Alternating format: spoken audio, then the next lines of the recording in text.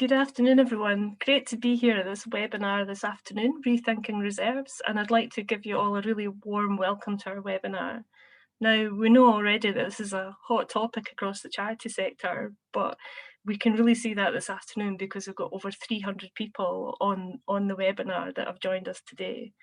I'd just like to remind you all before we start that this has been recorded, so we'll be recording both the on-screen and messages and chat, so just so everybody's aware of that.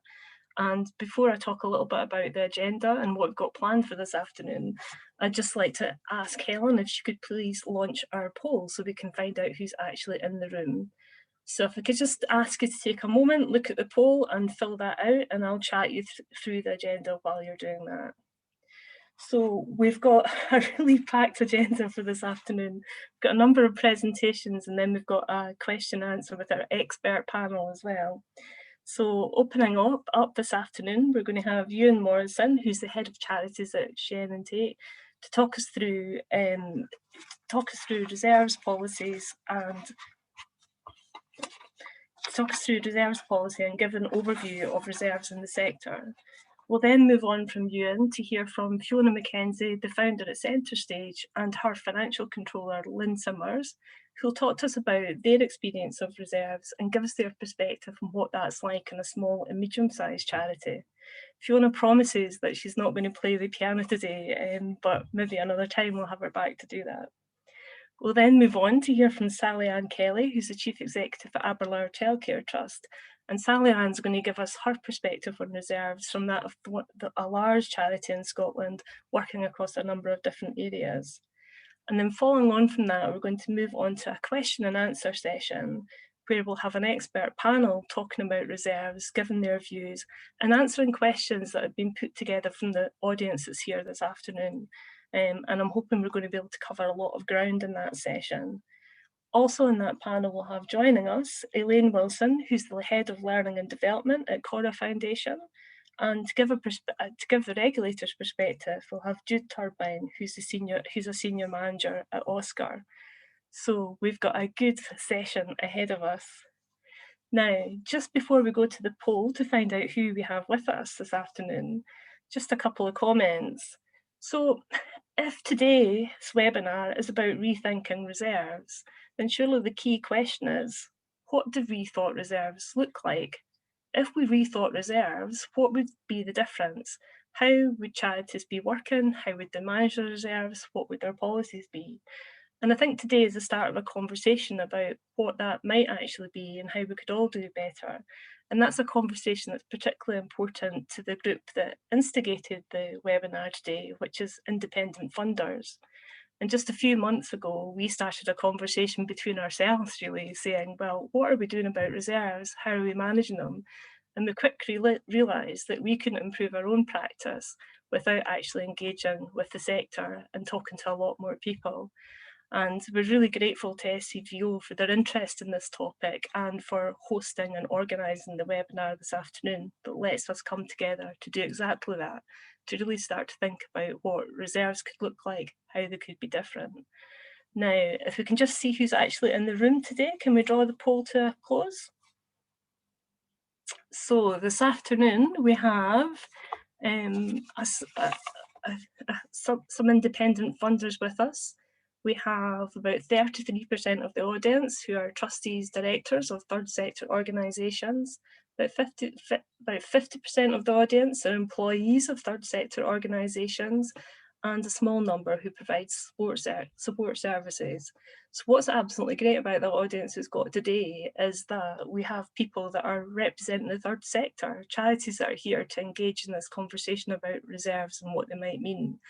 So without taking up further of your time, given the kind of tight schedule we're on, I'd like to hand across to Euan Morrison, who's the head of charities at Chiene and Tait, and who's going to take us through an introduction to reserves and reserves policies. Thank you, Euan, over to you. Thanks, Joanna. And I've got 50 minutes or so really to talk. I'll give you some various pointers on setting a reserves policy. So I'll just share some slides.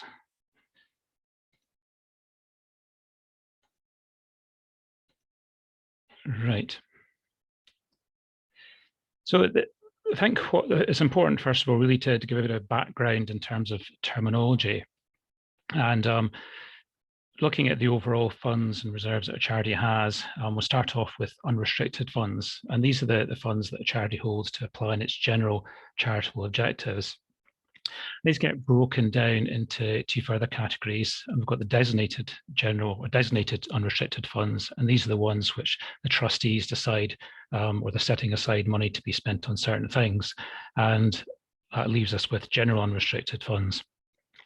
In contrast, we've got the restricted funds, and of course, these are the ones that charities have to spend in line with the conditions that those funds are awarded. And there's two common types. We've got the endowment funds, and these are ones that are generally of a capital nature. Quite often these are associated with a legacy or a historic endowment. And the other type of restricted fund, Q1, we've got is a more common one, and these are income funds. Endowment funds further split into permanent endowments, where you have to maintain the capital, usually to generate some form of income, and expendable endowment funds where you can carry on, you can use those, you can spend down that capital. The key thing to remember is the restricted and unrestricted funds are very much separate, and you, in almost all cases, you can't mix the two. Looking at the reserves in the context of reserves policy, what we're really focusing on here is your free reserves. These are the ones that are freely available for the charity to spend in line with its purposes. And this sort of technical term is probably best described by looking at an example. So we start off with the total reserves of the charity. So we look at the balance sheet, the figure right at the bottom, total reserves, total funds, which is the same as the net assets. That's your starting position. And then you're deducting any restricted funds, so anything that has to be spent on particular purposes and conditions of the donor or the funder. And next, we're taking off funds, reserves that have been set aside by the trustees for particular purposes. And the final category that we take off is fixed assets. And the reason that we take away funds represented by fixed assets is because these are partly because these are assets that a charity will need to carry out its objectives. So for instance, if you're an educational charity, you would need your property to carry out your training activity. But the other reason that we deduct this element of your funds when arriving at free reserves is because these sorts of fixed assets, they're not readily realizable when we can't liquidate these easily. So that's why we take those off. Now, there can be a bit of overlap here, that quite often restricted funds or quite often fixed assets may be funded out of restricted funds. So there's a bit of overlap there. And sometimes you'll find that charities will designate the value of their fixed assets as well. But generally, we're looking at that sort of calculation, and that gives us our available free reserves to spend. Now, we have to ask really, why do we need a reserves policy? Why are we looking at setting up one? And the reasons for this is because it's of key interest to certain categories of people. And principal ones are the funders and donors, and it really explains to them why a charity is holding reserves, why it's holding the funds that it has. It's also helpful for beneficiaries and funders to understand how those funds are being managed. Some other reasons why having a reserves policy is key, that it's a really important part of your internal financial management. This is all about governance and how the trustees are driving assurance on their own financial sustainability, how they're ensuring that they have a buffer or reserves to carry out their activities. So that's from an internal perspective, but externally, it is good practice to have a reserves policy, and it demonstrates to funders and donors and indeed beneficiaries looking at your accounts or understanding what the charity does, that it is concentrating, it is focusing on its financial sustainability. So these are key reasons to why we have a policy. In terms of a few more detailed elements of why that policy is important, it's a good way that funders can see where there might be shortfalls in funding, so they're able to target the way that they can support charities. It's also a good way of demonstrating where the financial risks are for a charity, where a charity might be vulnerable from a financial perspective. And the final one here is that it can clarify figures in the accounts.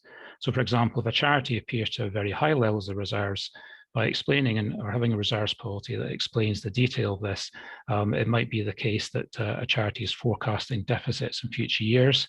And that's a way of with that being built into reserves policy, you can then explain why you have high level reserves. It's because you're wanting to hold these in order to deal with forecast deficits.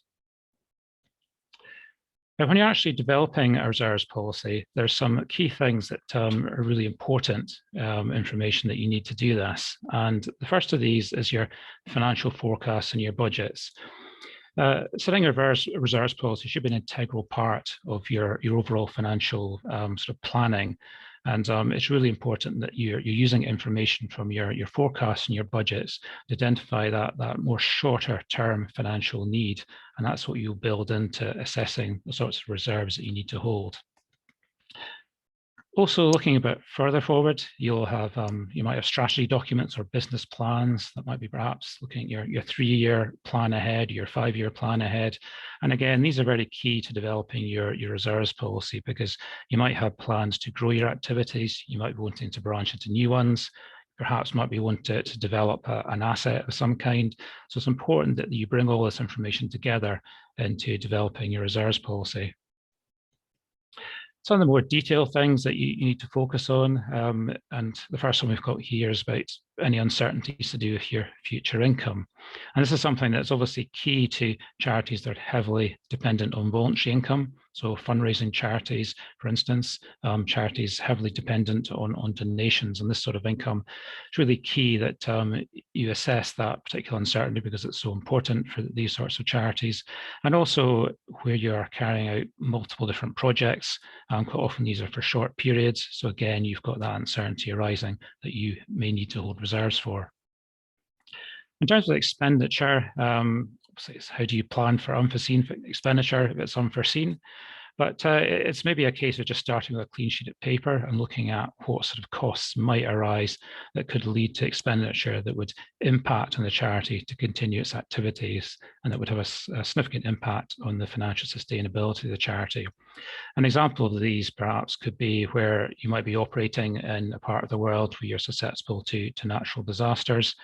We've obviously seen what's happened with COVID. That was something that really wasn't foreseen at all. But it's an example of the sort of expenditure that a charity might have to deal with. Some other areas where is giving us information for the sorts of reserves we need to have. And the first of these is planned commitments. Now, ideally, a planned commitment, you'd have already designated funds for that earlier on. But it does all form part of the picture of working out what you need to hold in reserve. And a planned commitment is very much a specific one, and I don't know what you're wanting to do. The other type of funding, which is going to be assessed more on the basis of the amount of expenditure, perhaps in weeks worth of costs or months of costs, is perhaps where a charity carries out a service, and there's going to be you'll see the funding coming to an end.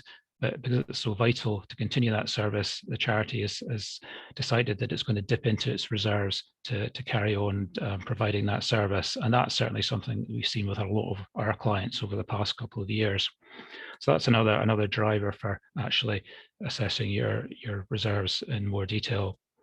And the final one to highlight here is that there could be changes in beneficiary need. There could be you might have a requirement to ramp up your provision of your services to beneficiaries very significantly, or there might be a change in how you deliver that. And certainly that's something that we've seen with COVID as charities have moved to having to deliver what they do in different ways. In terms of looking at an actual document itself and drawing up your reserves policy, I'm going to set out here the sort of key areas to record. And the first one is, set out clearly the background of your policy. So start with who your beneficiaries are, what your charity set up to do, and what its main activities are. It's also important to note the funding streams, because that really shows where you're going to get income from, and that's key to building on those reserves. Next thing is to identify, well, what are the reserves that we actually need? Why do we need them? Where is the shortfall in funding that we can see coming? And just to explain that in general in your policy. As with many things, it's very important to show your workings. And the process part here is just setting out the detailed steps in developing your policy. So here you're going to note that you've looked at your budgets, your forecasts, you've brought in your strategy, And also you can set out your particular uncertainties over income or the unforeseen expenditure that you might have. And that's going to give you the ability to come up with your overall policy on reserves. Now, certainly you should be recording your policy. And we often see noted in financial statements in the trustees report, a policy reflected in perhaps a number of months worth of expenditure. But I think it's a good idea to actually focus on more of a specific figure, because it does give you a particular target and something a bit more clearer to aim at in terms of reserves. Now, this is not something that's fixed, which really brings us on to our next point of what you would include in your reserve policy document. And this is about review.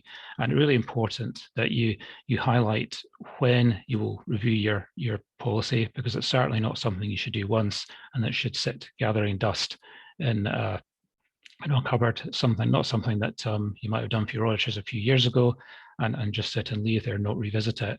It's important that you set out how you will do that process and also how often. So that might be perhaps every 6 months, but there may also be triggers such as increases in funding or decreases in funding, big changes in activities, or changes in your reserves or changes in your cash levels. So these are all prompters for when you would plan to review your policy. And that does really take us on to the importance of monitoring your reserves policy. It should be a dynamic part of your financial planning and heavily integrated with looking at forecasts and budgets. You really need to make sure that on an ongoing basis, what you decide you should be holding reserves is sufficient for the charity to carry on to delivering on its charitable objectives and maintaining its financial sustainability. And related to that, it's also key to monitor your policy against what your actual reserves are, not just at a balance sheet date, but also projected going forward. Now, just as a way to finish off, we're setting out here what you should actually disclose in your financial statements about reserves. You don't have to have a reserves policy legally, but it's certainly good practice to do so. And what the statement of recommended practice for charities says is that all charities should note in their trustees report what the reserves policy is. If a charity doesn't have a reserves policy, then it should explain why. You might be wondering why you wouldn't have a reserves policy, but there might be some charities with very high levels of assets, investments, and relatively low levels of commitments that they don't feel that they need a policy. But I think despite that, we would always recommend that all charities have a policy of some kind. And for larger charities, which are charities with income over £500,000, then what you have to state in your trustees report is your available free reserves. And that goes back to the calculation we looked at earlier. And what you have to do is you have to compare in your trustees report your free reserves with your actual policy and set out how you will bridge any gaps that you have. So hopefully that's given you an idea of some of the terminology, but also ways to develop a reserves policy and the importance of that being very much a dynamic process.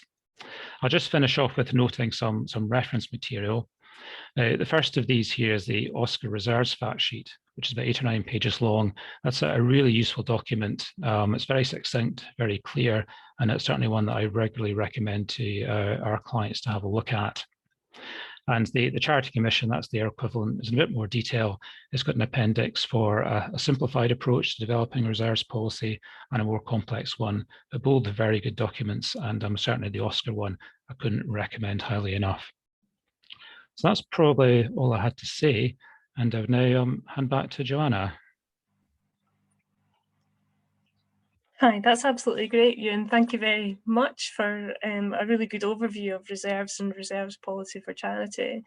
Interesting, a couple of points you've picked up there about the gaps that are emerging and operational costs and how that's affecting reserves. And also the kind of changes that are taken around beneficiaries' needs due to the pandemic and how charities have responded to that. So it'd be fascinating to hear from the next two presenters on their views on those 2 points if they pick that up. Just a couple of practicalities before we move on to our next speaker. We've had a few questions in the chat about the slides, so if all the presenters are agreeable, we would plan to circulate the presentations and overheads around to everybody that's attending, just so you all know. But also I would encourage you to please add comments and any questions that you have in both the chat and the Q&A, because we'll be using that once we actually get into that section of the webinar, so please do that. So without holding this up anymore, I'd like to go on to our next speakers, who are Fiona McKenzie, the founder of Centrestage, and Lynn Simmers, the financial controller from Centrestage, who are going to give us their perspective on charity reserves from that of a small, medium-sized charity. So over to you, Lynn and Fiona. Thanks so much, Joanna, and thanks so much for inviting us to be here today. We started Centrestage back in 2006, and we've had quite a complex journey over the years, which I think is maybe a bit of an understatement.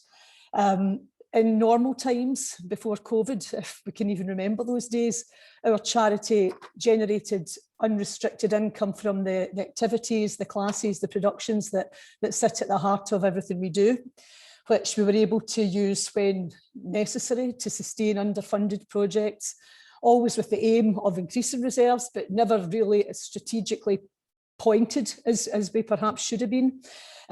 Through all of this, we're also still managing a CapEx project, building a new theatre on a regenerated site and demolishing our original theatre at a time when theatres and all that we do to generate income are banned. So before March 2020, things were already really complex, given the funding landscape and all we were navigating, but COVID has really been a bit of a perfect storm. And it meant that really hard decisions had to be made very early back in March, April time to ensure that not only would we have the best chance to come through to the other side, but also that we were using the funds that we had to be able to continue to deliver our charitable objectives. And we were incredibly fortunate to have our financial controller, Lynn Simmers, who only joined us not long before COVID. She was there to help guide and support us through every single step of the way. I'm incredibly grateful for that journey, and I'm particularly grateful that she's here to share with us today her far more expert perspective than mine. Over to you, Lynn. Thanks, Fiona. So I just wanted to share where we as a charity are on reserves. We're not sitting here today saying that we are experts on reserves. We are far from it. I suspect many of you watching today are in a similar position. So I joined Centrestage 18 months ago. I came from a commercial background. So the whole idea of restricted and unrestricted reserves was completely new to me. I still find it a grey area, if I'm totally honest. It can be a bit of a mystery.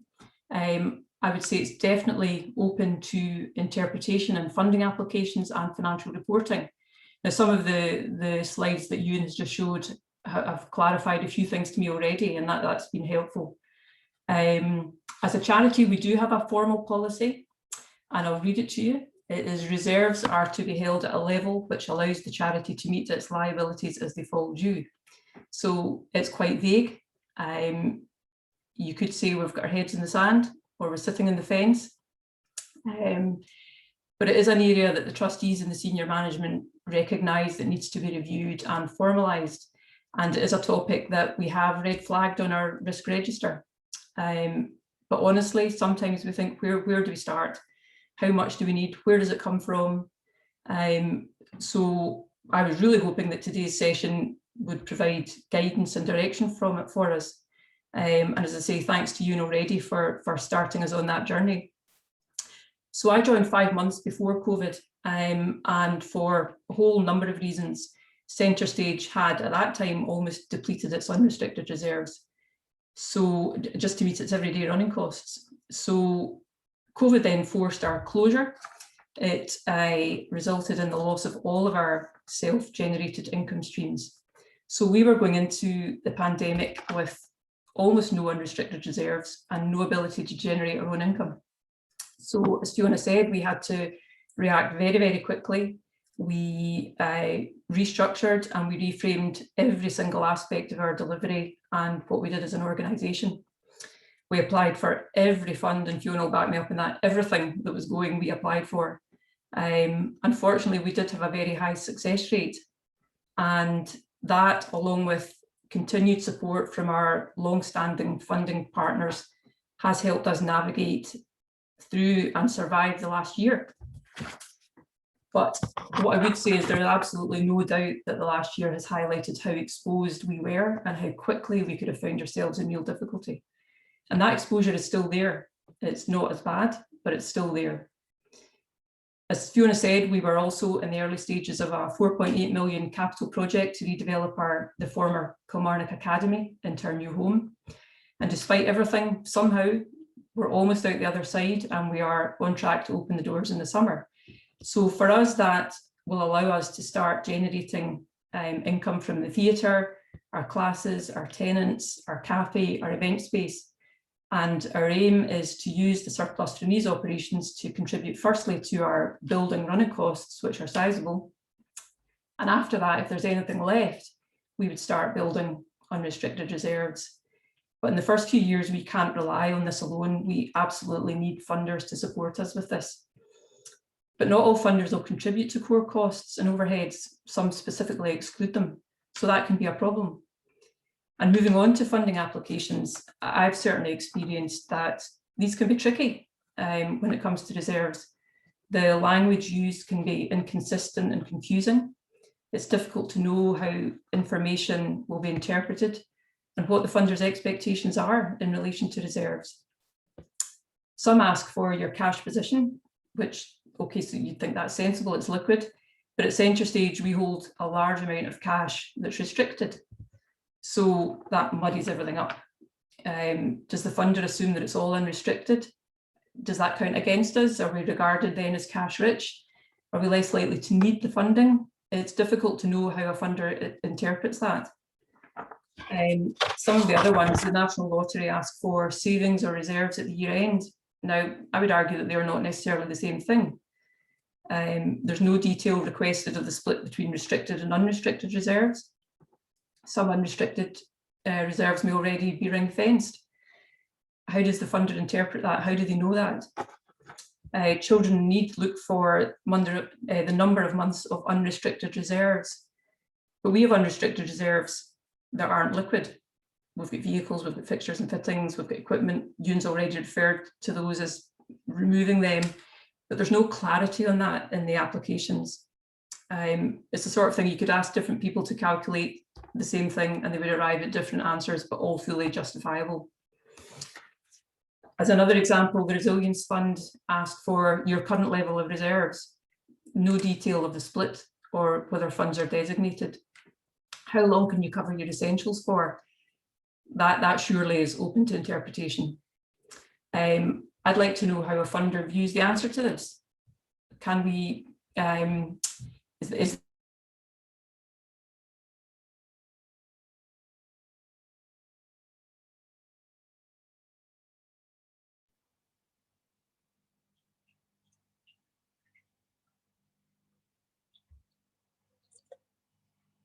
I think we've lost Lynn. I think we've had a wee internet glitch. I mean, Fiona, did you want to finish off with anything there? Oops. No, again, just to reiterate the complexity.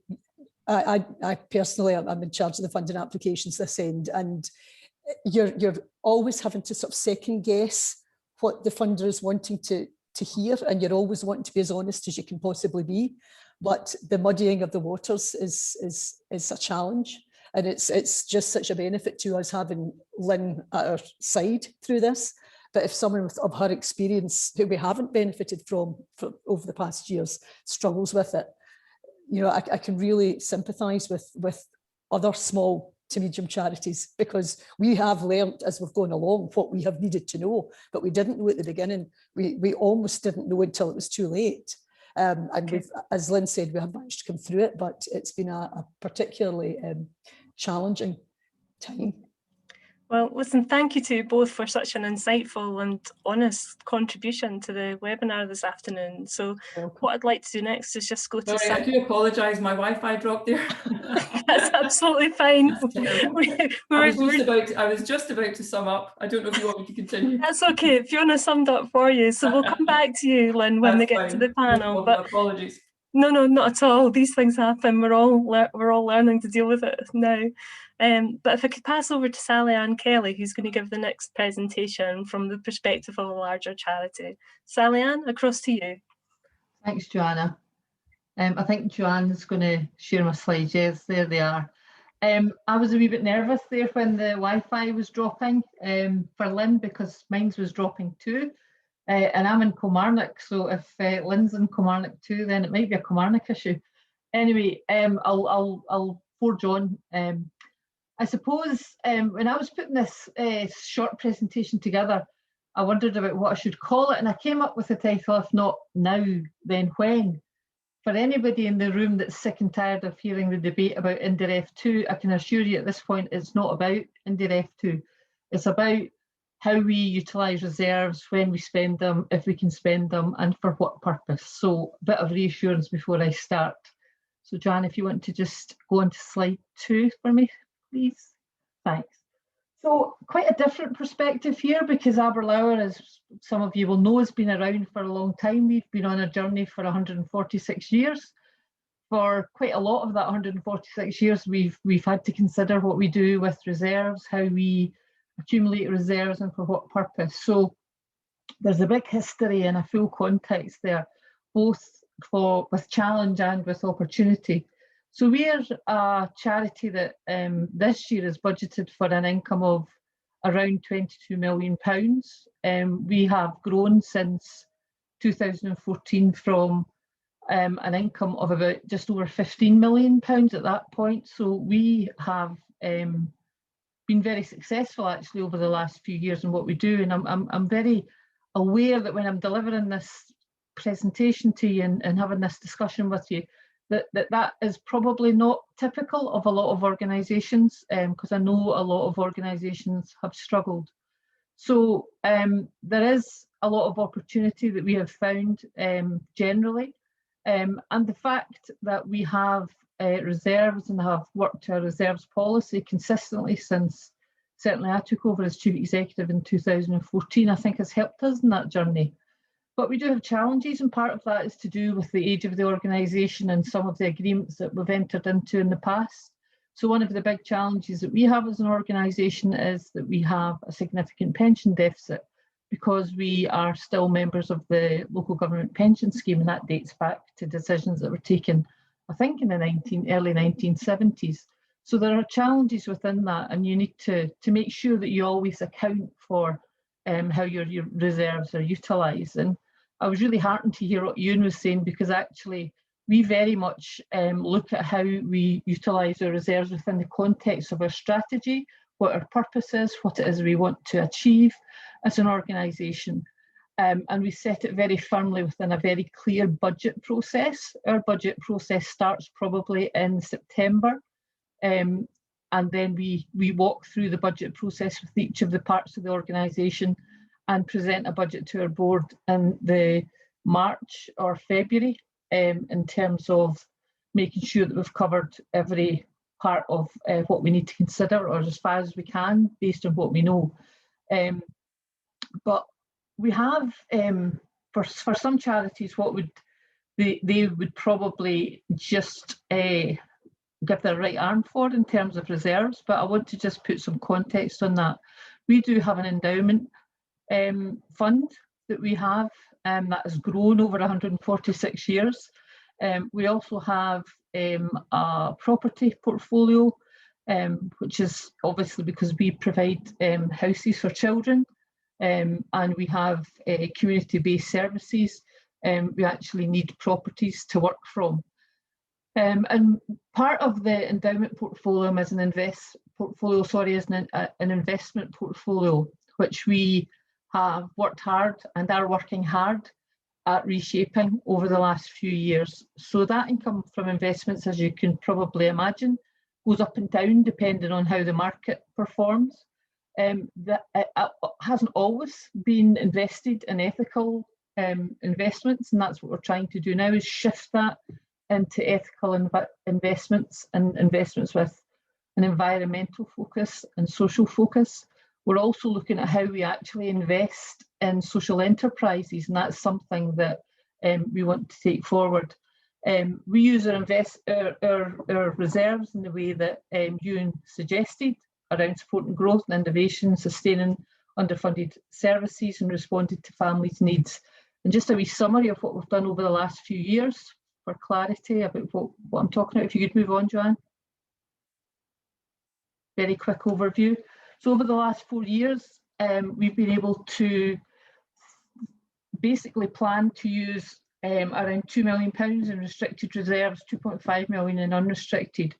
And it's for things like the purchase of houses for children, the investment in critical infrastructure. As an organisation, we need to be fit for purpose and make sure that our people have access to the best kind of working environment that they need. So that's digital and IT, marketing, modernising our office space, developing our people, and also looking at how we actually engage our children and families and make sure that what we provide is the best possible experience that they could want. We also use our reserves to test new ideas and innovation. We listen to what our families need, and we try and make sure that we can take their ideas forward. And we are, yes, Joanne, we are working to fund underfunded services. So we are quite brave. We put money into services that are underfunded, and we try to look at pursuing funding for those services through the course of a year, and that's been really successful too. And we also use a specific fund, our Urgent Assistance Fund, to allow us to give money straight to families. And last year we took our income from that fund from about £50,000 through to £1.2 million. That was all money coming in specifically for that purpose, restricted reserves, if you like. And we were able to get £1.2 million to families during COVID. And that's the nub of my question. If not now, then when? And it's about how do we support trustees to be brave and actually make decisions for their their beneficiaries that are best for them, and how we use those reserves effectively on a strategic and an informed and planned basis. And that's what we are trying to do within the context of Aberlour. Thank you.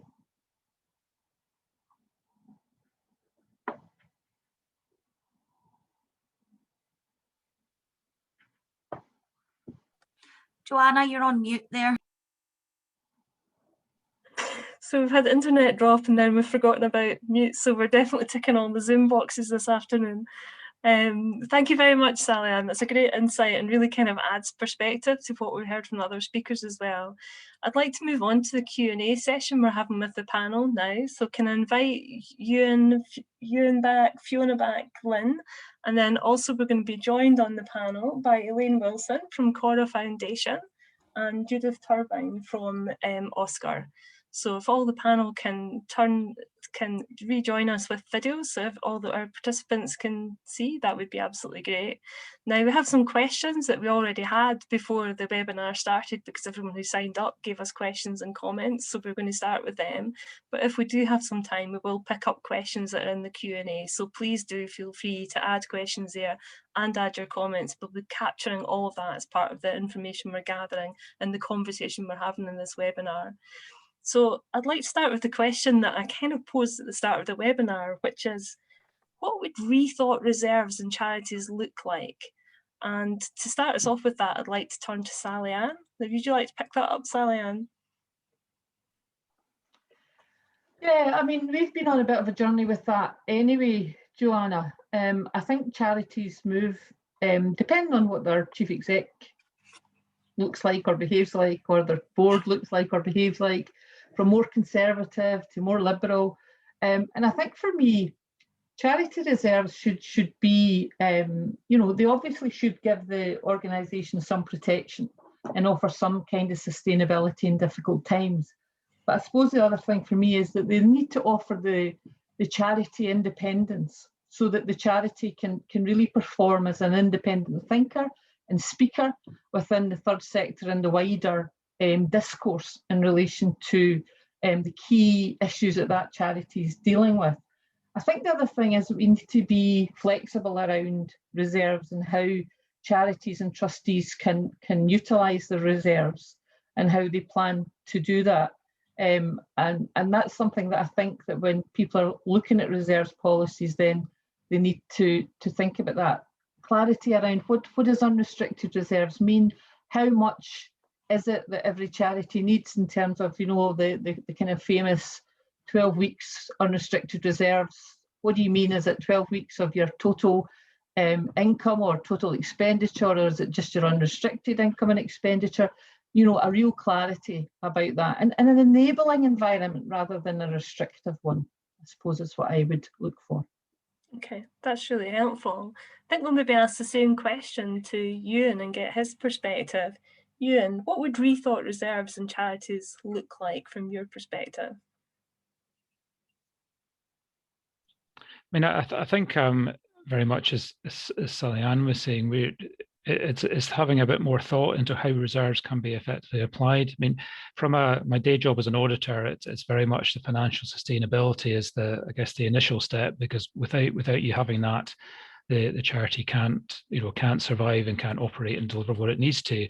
But it's more about thinking in detail how can reserves be applied more effectively. And certainly we've seen that of late with our clients, that the pressures of the pandemic has forced them to think about differently about what they really need and how they do that. And I think that's driving a more detailed look at the reserves and what they can do with them. So I think it's a more detailed focus on what they're really needed for and how they would be applied. Okay, great, thank you. So if we move on from that to our next question that we've got for the panel, and this is about funders. And given that this the webinar was instigated by a group of funders, it's good that we're turning to this question. I'm sure there's a lot of views about this in the room, given how many charities we've got with us today. So the question is, should funders help charities to build their reserves? And if yes, what's the best way to do that? And can I put this to Elaine from Corra Foundation first of all? Yeah, thanks, Joanna. Probably firstly just want to echo everything everybody said about things such as clarity and giving clear advice and helping people think about sustainability. I think for funders, we have a responsibility to try and help organisations and charities build reserves, because if we want a sustainable sector that meets the needs that we're trying to achieve as well, we have to do it together. So we have to think a wee bit differently as well about how we think about reserves and what we are looking for in reserves too. But in terms of ways and methods to help, I think there's a couple of things. I mean, certainly you look to the independent funding sector, increasingly independent funders are offering unrestricted monies. So that places less emphasis on what we need, putting the trust in funded organisations and charities to say, we best know where to put our money. Now, some of that could be in terms of reserves, and some could that be in direct delivery. So I think there's more of that kind of funding needs to be happened, and funders being clear, going back to Lynn's point, clear about what that covers and how that would support it. I also think there's maybe some conversations to be had if there is underspending grant commitments rather than returning monies. Is there a conversation to be had with funders about how best to use that money for the sector, how best they can utilise it? Is that part of reserves? But I think it all stems to having open and transparent conversations between funded organisations and funders so that we better understand both sets of needs and how that will help organisations drive forward their mission and the purpose of why they were set up. Okay, that's really helpful and a really good overview, I think, Elaine, of what can be done. I think it'd be really interesting to hear now from Lynn, your perspective as somebody working particularly with that financial perspective in a charity. What do you think funders could do to help charities, and what are the best ways to do that? Well, I wish I had the answer to that, but I definitely do think that funders do need to help. And I would like to think that with each funding application that there can be an element that can be utilised either for core costs, overheads or reserves. And I think, as Elaine says, the charities are often the best place to decide how that is best utilised. I'm not. Yeah, I mean, I think that's the answer going forward, is that every funding application should have an element of additional funding in it that covers an element of core costs or reserves. appreciate not all funders are the same, and every charity will have a different requirement depending on how much self-generated income they can deliver themselves. So everyone will have a different requirement. But I think there should be an open discussion with each funder, with each application, as to how that can be delivered. Okay, great, thank you. That's really good to get your perspective on that, Lynn. If you don't mind, we'll just move on to the kind of next question. And here I think we're going to turn to the regulator. We're going to ask OSCR what their thoughts are in relation to reserves. And Judith, I'm wondering, can you tell us a bit more about OSCR's current approach to reserves, and also whether your approach is changing in response to the pandemic, which we all know is showing a real light on issues around reserves for charities? Yes, thanks. We've already heard great words of wisdom from around the table. So what I'm going to try and do is just say a couple of things that will hopefully allay the fears that we're sitting here expecting a particular amount of reserves to be held and never to be touched. I think one of the things that the fundamentals about reserves for a charity, it's really about the good governance of the charity. So it's really about, are you running the charity in the best way? Are you having due diligence? But due diligence not being about being necessarily cautious, always conservative. I think we look at the holding of reserves, or the way you use and work with reserves, as part of your understanding of your financial health as an organisation. And I think you've been talking a lot today about reserve policies, and I think one of the things is sometimes when people talk about reserve policies, it seems like we're talking about something very complicated. But I think what we're saying to charity trustees is what you need to do is you need to understand what you've got, what you would need in an emergency situation, and work that out at the fundamental level. It's not simple when you take it and you've got very complicated accounts, but it's about you really understanding those finances. And I think sometimes it's very difficult to justify. I know it's not a legal requirement to have a reserves policy, but it's difficult to justify it because I don't know how you could then say, I understand what I'm doing, and I'm understanding what we would do in a crisis situation. So I guess the expectation that we have is that charity trustees are having those conversations. We have no, 12 weeks is it's sort of become a rule of thumb, but that's not necessarily the case. Some charities will need more than that. I like that idea of having a cash number that you're looking at. Some charities might need a little bit less, but it's about understanding what that is, being able to write it down and express it, and being able to be, honest and transparent enough to go back and say, eek, we need a little bit more here, we need to do this, we need to do that. And I think, probably the more interesting part of this discussion is what have we learned from the pandemic. And I think one of the interesting things has not been that we've changed our approach to this, but we've realised that there does need to be a lot more work on it, because I think what you found during the pandemic was people who were being, like SallyAnn was talking about, being quite innovative with what they were doing with reserves and whatever, and others saying, oh, wait a minute, I've got to hold on to this money for a rainy day. And you're kind of going, wait a minute, if this is not a rainy day, I don't know what a rainy day is. So that kind of ability, but I think it comes from, and you touched on it, Joanna, that idea that there's a bit of fearfulness around this. People are really worried about it. And I think the more that we could, yes, have clarity on certain of the terms, because there's still confusion sometimes around restricted funds, unrestricted funds, designated funds, the more we can be clear on those things, us as a regulator, but also as funders and what they're talking about, perhaps the more there's a common parlance across the funding, independent funders about that kind of stuff, that would be great. But also to sort of reassure charities and charity trustees that this is just part of their ongoing financial management. And if they're asking the right questions, recording it appropriately, and being able to go back and understand what it is, the decisions they've been made, that's a massive part of what you need to do in terms of managing your reserves. I'll stop now because there might be more specific questions and I'm beginning to warble. But I think it is, one of the things that we can do as a regulator is try to sort of demystify a little bit this bit about reserves and really support charity trustees to think through it in a way that's optimum for their organisation. No, that's really great, Judith. There was no warbling in there, and it's not every day you get to hear the regulator say eek, so thank you for that.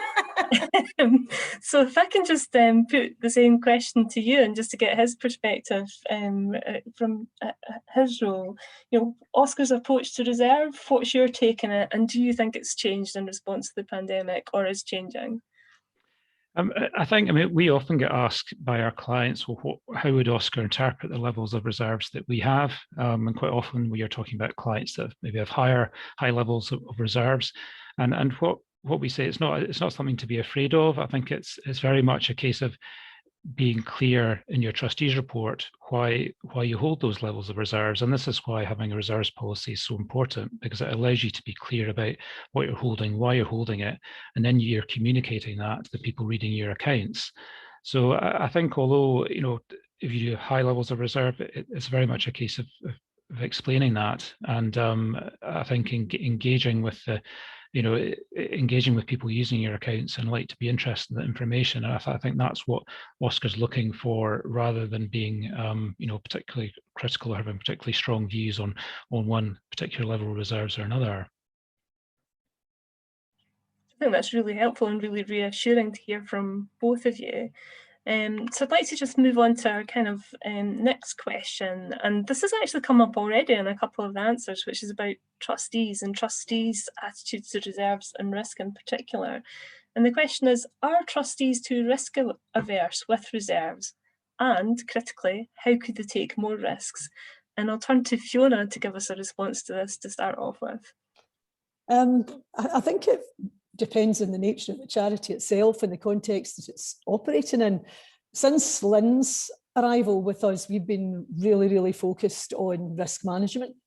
And so if really robust financial controls are in place, and if the trustees are then challenging the processes to make sure that what's been presented for consideration is a complete picture, then looking at the ask against the level of reserves within the wider context of the financial risks as they're recorded in the risk register would make the decision more, I suppose, clinical and structured, and less about them being seen as being too careful or too bold.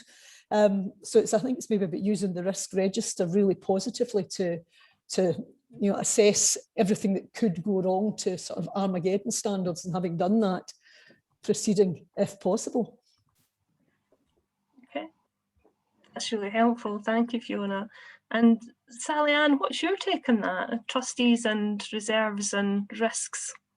Well, as a chief executive that's jointly just signed off a strategy with the trustees called Being Brave, then I think that's clear where our position on that is. But I suppose what I would say is this, that, you know, I think that you need to calculate risk, you need to take informed risks. And we've talked a lot about the budgeting, the strategy, and doing all of those calculations. But actually the most important transaction in many ways in terms of arriving at how you manage your reserves and in fact manage your organisation is a human transaction between the board, the chief executive and the staff. If you have a trust between the chief executive and the board, then you will arrive at much better decisions and much more informed decisions about how you can positively utilise what resources you have in front of you. So I would always say that one of the most important things I think you can do as a chief executive